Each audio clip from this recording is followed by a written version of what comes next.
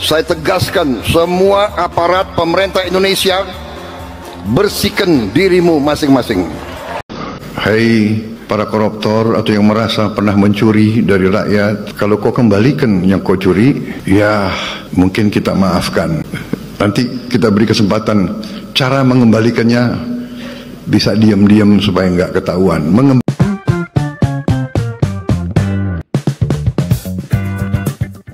Halo, assalamualaikum warahmatullahi wabarakatuh. Selamat datang di channelnya Septi Suka Jalan bersama Mbak Septi di sini. Kali ini Mbak Septi akan memberikan berita yang hangat di belakangan ini, yaitu tentang Pak Prabowo, presiden kita yang lagi bersih-bersih korupsi di Indonesia.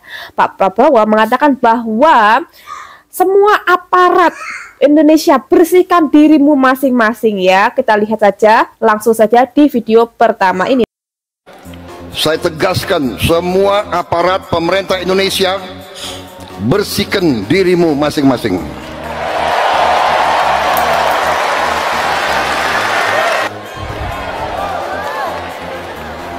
Saya ulangi, rakyat menuntut pemerintah yang bersih. Betul ya.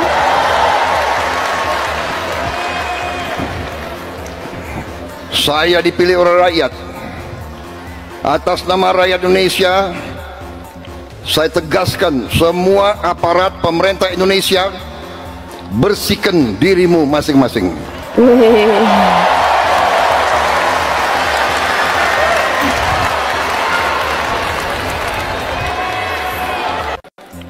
Ada yang mengistilahkan.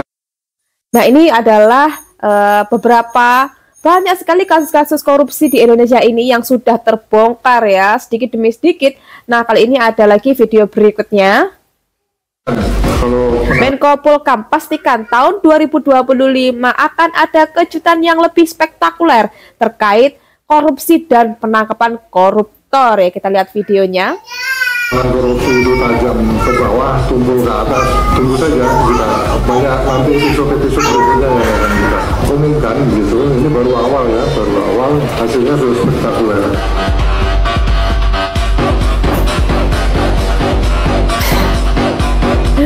Ini baru awal tapi hasilnya sudah spektakuler.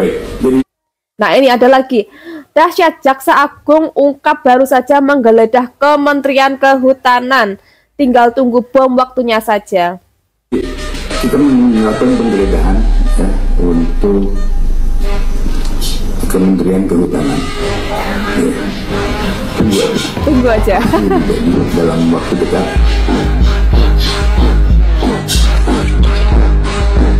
Menyala Kejaksaan Agung. Hai. Nah, ini yang lagi viral di belakangan ini teman-teman, yang katanya Pak Prabowo mau memaafkan korupsi. Apakah benar seperti itu? Kita lihat video dari Pak Prabowo sendiri ya. Ini adalah pidatonya, kita saksikan berikut ini. Para koruptor atau yang merasa pernah mencuri dari rakyat, kalau kau kembalikan yang kau curi, ya mungkin kita maafkan. Ini saya dalam rangka memberi, apa istilahnya tuh, memberi memberi kesempatan untuk tobat. Ya? Hai para koruptor atau yang merasa pernah mencuri dari rakyat, kalau kau kembalikan yang kau curi, ya mungkin kita maafkan. Nah, dari sini kata-katanya yang mungkin menjadi polemik di masyarakat, yang mungkin banyak yang tidak setuju bahwa Pak Prabowo akan memaafkan koruptor ya. Tapi kita lanjut lagi videonya. Tapi kembalikan dong. Nanti kita beri kesempatan cara mengembalikannya, bisa diam-diam supaya nggak ketahuan. Mengembalikan loh ya. Ini juga kata-kata kedua, cara mengembalikannya secara diam-diam ya.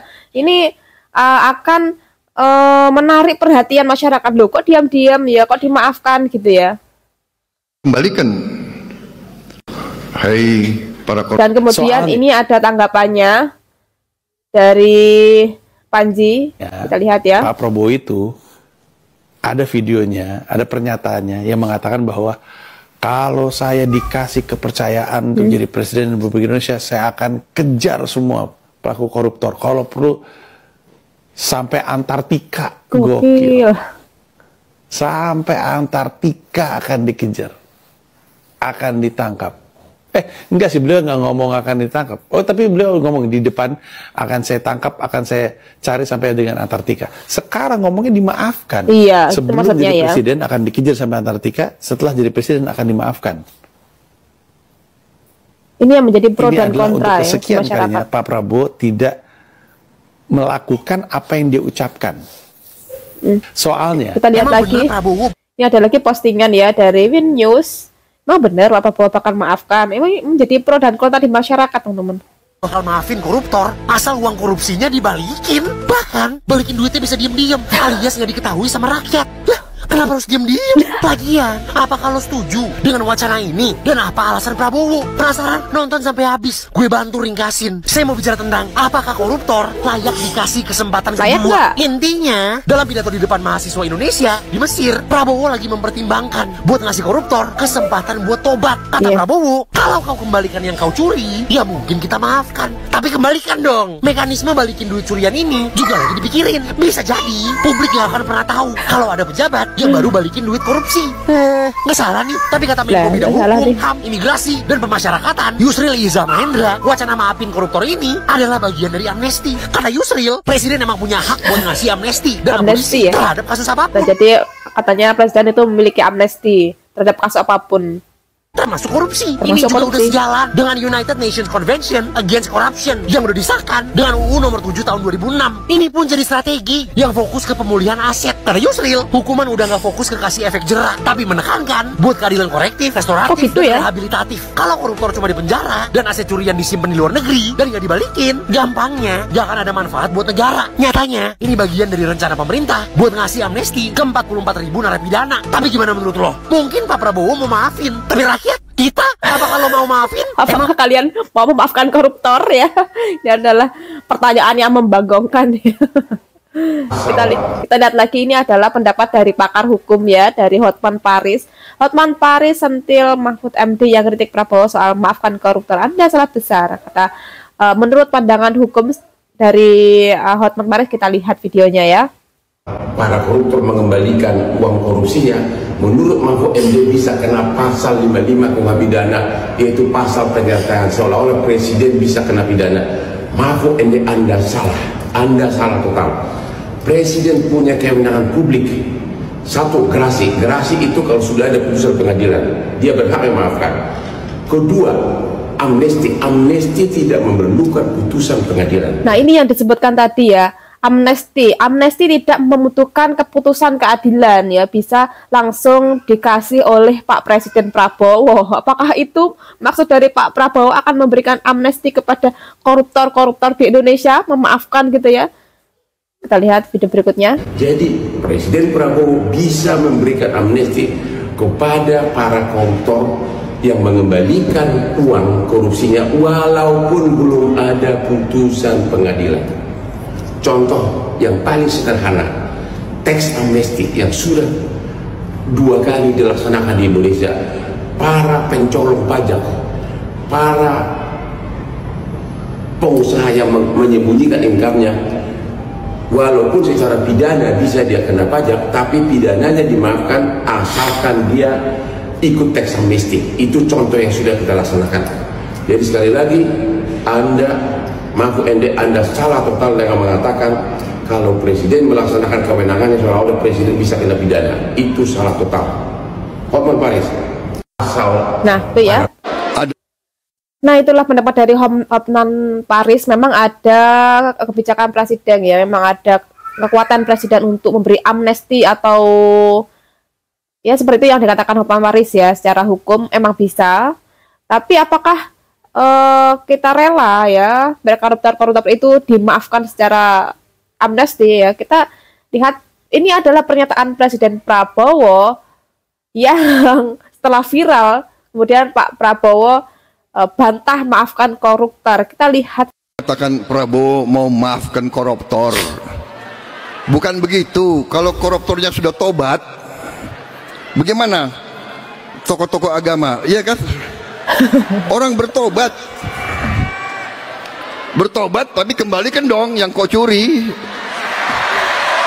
Oh, jadi dalam konteks ini Pak Prabowo itu memaafkan dalam konteks agama ya, bertaubat ya, bukan melepaskan koruptor begitu saja ya. Konteksnya ternyata dalam konteks agama memaafkan, bertobat. Kalau bertobat ya kita maafkan gitu ya. Kita lihat lagi, lanjutkan. Enak aja. Udah nyolong, aku bertobat. Yang kau curi kau kembalikan. Iya. Bukan saya maafkan koruptor, tidak. Oh ini ya, sekali lagi, bukan Pak Prabowo maafkan koruptor, tidak ya. Saya mau sadarkan mereka yang sudah terlanjur dulu berbuat dosa. Dari hanya menyadarkan saja. Ya, bertobatlah, itu kan ajaran agama. Bertobatlah, kasihan rakyat, kembalikan uang itu. Sebelum kita cari hartamu kemana, kita akan cari itu. sebelum disita aset-asetnya ya. Nah begitulah, bukannya Pak Prabowo mau memaafkan koruptor, ternyata Pak Prabowo memaafkan secara agama gitu ya. Kalau bertobat ya kita maafkan ya, seperti itu ya teman-teman. Tapi hukum tetap berlaku ya. Kemudian lanjut. Nah ini ada yang menarik lagi teman-teman ya, tentang Pak Anies yang berkomentar tentang korupsi. Kita lihat bagaimana komentarnya. Takuti oleh koruptor itu. Koruptor itu di mana-mana paling takut jadi miskin. Ya. Paling takut itu kalau jadi miskin. Karena itu menurut kami kita harus memastikan undang-undang untuk pemiskinan bagi pelaku korupsi itu ditetapkan dan itu menjadi hukuman yang paling menjerakan. Begitu Anda korup, maka Anda dimiskinkan oleh negara. Seluruh asetnya diambil alih oleh negara. Seluruhnya. Sehingga habis kekayaan itu. Dan itu orang berpikir 2-3 kali. Inilah menurut kami arah ke depan. Sehingga ada rasa takut. Apa yang paling takuti oleh koruptor? Sehingga ada rasa takut itu yang diinginkan dari Pak Anies ya, memiskinkan koruptor ya. Kalian setuju gak? Ya pasti setuju ya. Kita lihat lagi. Buat Pak Anies korup apa lagi? menjadi sesuatu yang irasional. Hari ini orang korup rasional. Coba bayangkan, korupsi misalnya 20 miliar, terus dihukum 3 tahun, 4 tahun. Pekerjaan apa yang bisa memberikan penghasilan 20 miliar dalam waktu 3 tahun? Nggak ada. Karena itu korup nggak apa-apa. Saya buat itu menjadi berubah, irasional. Kalau di Cina dengan cara dipotong lehernya, dicabut nyawanya. Di undang-undang kita tidak memungkinkan itu. Nah, jadi di undang-undang kita memang tidak memungkinkan koruptor itu untuk dihukum mati teman-teman ya. Tapi ada lagi, ini adalah salah satu cara yang lain yang sepertinya ampuh jika dilakukan di Indonesia, diterapkan di Indonesia. Tapi kita sangat mungkin miskinkan koruptor. Nah itu dia jawabannya, miskinkan koruptor. Sangat mungkin. Dan menurut saya harus ada keberanian. Jadi kalau belum ada undang-undangnya, siapkan perpunya. Karena republik ini sudah dalam posisi amat genting menghadapi koruptor. Kalau hukuman kita adalah hukuman yang memenuhi persyaratan prosedural, mengerikan betul. Dan hari ini dengan angka APBN kita yang fantastis, peluang untuk keserakahan bermain luar biasa dahsyat. Luar biasa. Nah, itu tadi video dari Pak Prabowo yang menyatakan bahwa akan memaafkan korupsi. Ternyata memaafkan bukan untuk melepaskan ya, bukan untuk membiarkan begitu saja koruptor-koruptor di Indonesia gitu ya, tetapi untuk memaafkan secara agama gitu ya. Sudah disampaikan oleh Pak Prabowo, kalau mau bertobat ya kita maafkan, tapi kembalikan uangnya ya.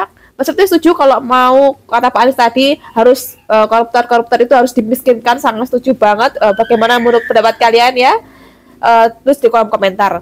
Nah cukup sekian teman-teman video dari Mbak Septi. Sampai jumpa lagi di video selanjutnya. Wassalamualaikum warahmatullahi wabarakatuh.